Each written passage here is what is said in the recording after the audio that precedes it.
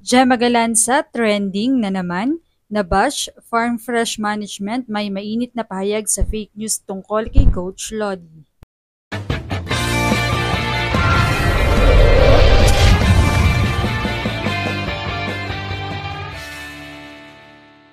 What's up, Volleyball Nation? Welcome back to my YouTube channel. Narito ako para magbigay sa inyo ng updates tungkol sa mundo ng volleyball.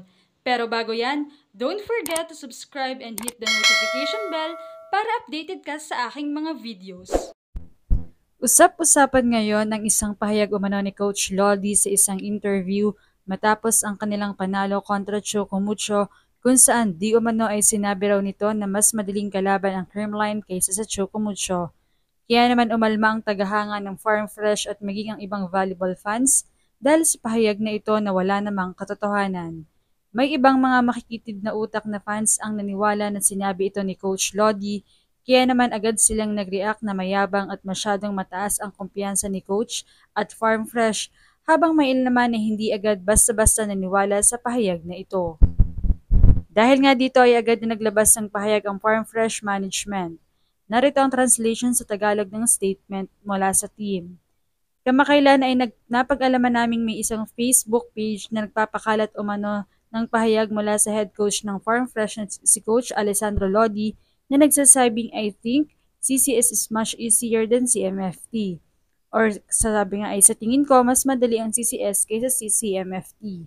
Nakipag-ugnayan kami sa PBL at sa mga reporter na naroroon noong araw ng laro at nakumpirma naming hindi kailanman sinabi ni Coach Lodi ang naturang pahayag at hindi rin niya ito ipinapahiwatig.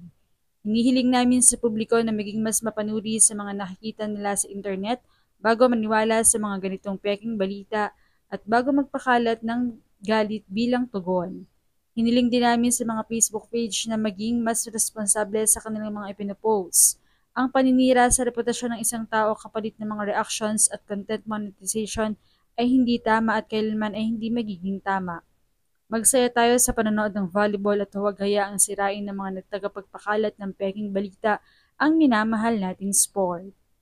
Samantala ay usap-usapan naman muli ngayon si Gemma Galanza na bagamat hindi naglalaro ngayon sa PBL, pero laman pa rin ng balita matapos itong mag-guest sa podcast ni DJ Chacha at naitanong ang tungkol sa relasyon nila ni Ella De Jesus.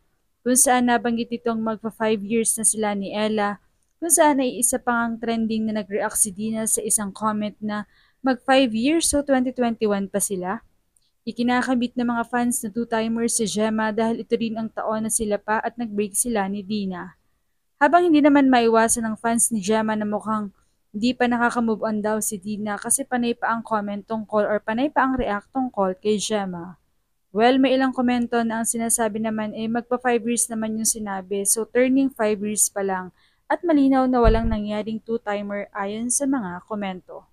Hinihiling naman ng mga tagahanga ni Gemma na sana ay tigilan na si Gemma dahil nagkukwento lang naman ito kung ano ang present niya at nasa ibang fans na rin or fans ni Dina kung bibigyan nila ito ng kahulugan dahil makikita naman na talagang mukhang naka-move on na si Gemma Galanza mula sa kanyang past relationship. Kaya naman, anong masasabi niyo rito? Leave a comment below.